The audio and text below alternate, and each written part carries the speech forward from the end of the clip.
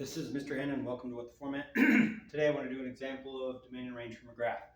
Now these are for linear functions. Please notice, however, that they're linear functions that have been stopped short. So these are the four examples, four possibilities of linear functions that have two end conditions, okay? So the two possible end conditions are closed dots.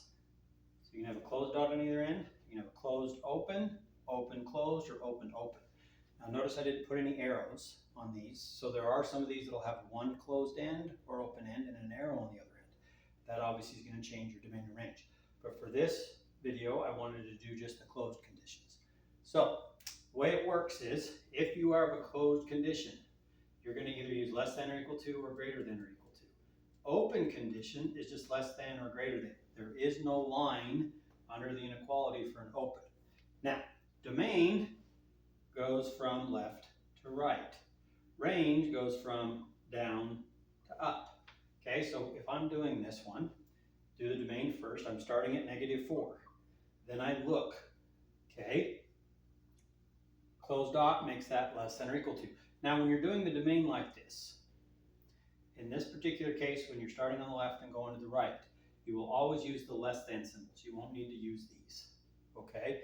Because we're starting at the left, x is always going to be greater than or equal to this, so the mouth has to face the x. See that? Okay, now, since we're on that side, we're going to be less than or equal to, and I checked, yep, closed dot. What's my number? 3, and that's how you do the domain. Now, what about the range? Well, I'm starting at -2. Y is going to be greater than or equal to that -2 and less than or equal to 3. Now those numbers are just arbitrary. They could be whatever they pick on the graph. You don't pick the numbers, you don't pick the condition. You're basically just reading it right off. This is a reading comprehension, math reading comprehension example. You're not doing any math. You know how to read the graph or you don't. So come over here, domain. See, I'm starting at -4 again. I have the closed.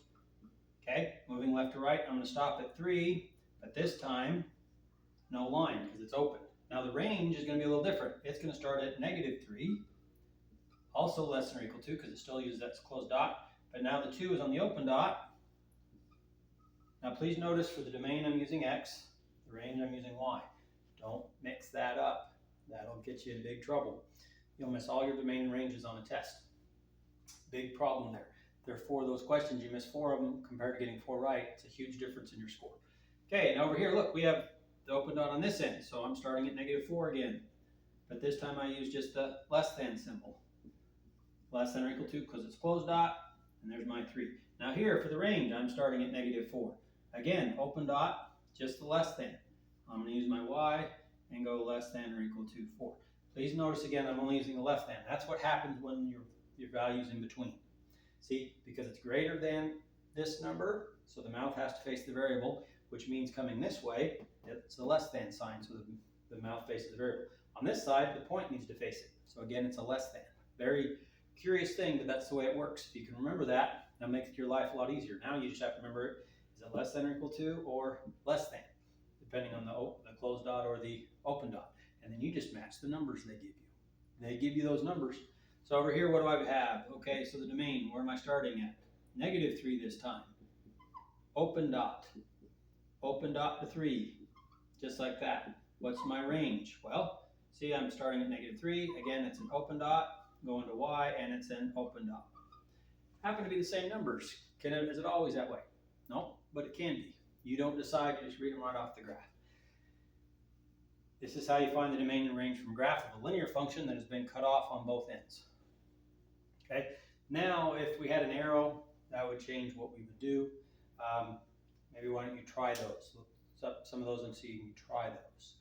Okay, in that case, when there's an arrow on one end, you're only going to have one inequality symbol. X is going to be less than or equal to some number, or greater than or equal to some number, or less than or greater than, depending on the open or closed dot. Range will be the same way. Maybe change some of these, change my graph, and instead of a dot on one end, put an arrow on one end and see if you can figure it out. But just a quick example to do that to help you out, okay?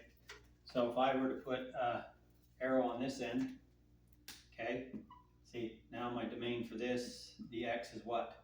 It's less than 3, because that's an open dot, and it's always going to go less than 3.